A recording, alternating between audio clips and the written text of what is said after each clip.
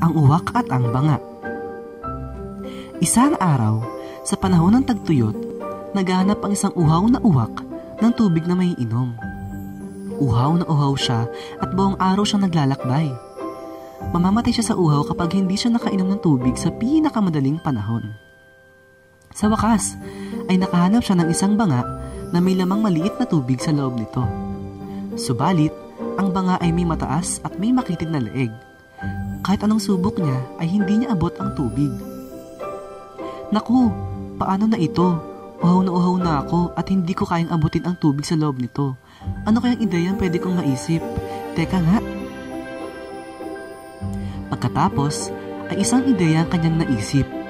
Kumuha siya ng maliit na bato at inilagay sa loob ng banga. Sa bawat maliliit na bato na inilalagay niya sa loob, ay unti-unting tumataas ang tubig.